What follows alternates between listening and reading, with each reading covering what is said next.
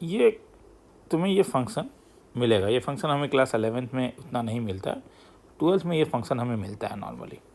तो maximum of sine x cos x का मतलब होता है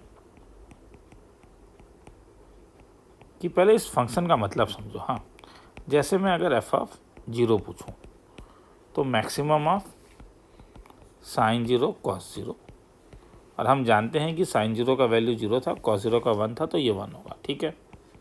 एफ ऑफ π/6, तो मैक्सिमम ऑफ साइन π/6 कॉस π/6, और तब जब तुम लिखोगे साइन π/6 1/2 √3/2, तो मैक्सिमम कितना रहे √3/2। मतलब हर एक किसी भी पॉइंट में, कोई भी एक अल्फ़ा पॉइंट में मैं साइन अल्फ़ा का वैल्यू निकालूंगा और कॉस अल्फ़ा का वैल्यू निकालूंगा।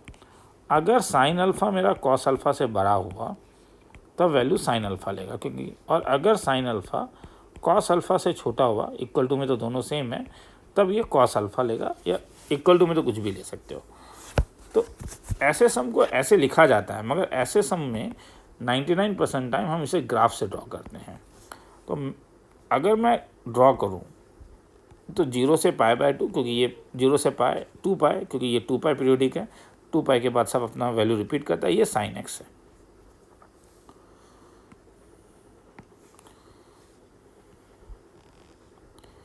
ये कॉस एक्स है। पॉइंट ऑफ इंटरसेक्शन मुझे मालूम है π/4 में होगा और 5π/4 में होगा। ये कॉस एक्स का ग्राफ है, ये साइन एक्स का ग्राफ है। तो यहाँ पे कौन मैक्सिमम है? यहाँ से लेके यहाँ तक वो मैक्सिमम होगा जिसका ग्राफ ऊपर है। तो हम देख रहे हैं कि ये वाला मैक्सिमम है यहाँ पे।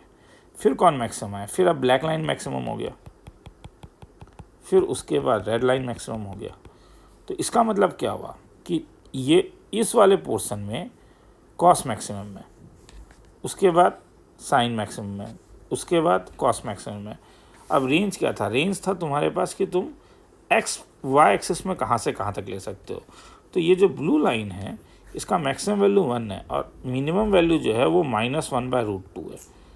तो ये इसका रेंज होगा। हैंस इसका जो रेंज होगा वो होगा -1/√2 से लेके 1 तक। ध्यान से एक बार देखो, कहीं डाउट है तो और एक 2-3 बार इसे देख लो। तो और एक सम ऐसा करवा देता हूँ, ठीक है। मतलब ज़्यादा एक ही सम को बताने से ज़्यादा अच्छा है कि अगर सपोज मैं अब तुमसे मिनिमम वाला देखते हैं। चलो, जैसे अगर मैं तुमसे पूछूं मिनिमम ऑफ साइन एक्स और कॉस एक्स, इसका तब क्या होगा? तब तुम 0 से 2π तक पहले साइन एक्स का ग्राफ बनाओगे, फिर कॉस एक्स का ग्राफ बनाओगे। इंटरसेक्शन करेगा π/4 में और 5π/4 में। तो हम देख रहे हैं मिनिमम चाहिए, मतलब जो ग्राफ नीचे है। तो 0 से π/4 तक कौन सा ग्राफ नीचे है? Sine x.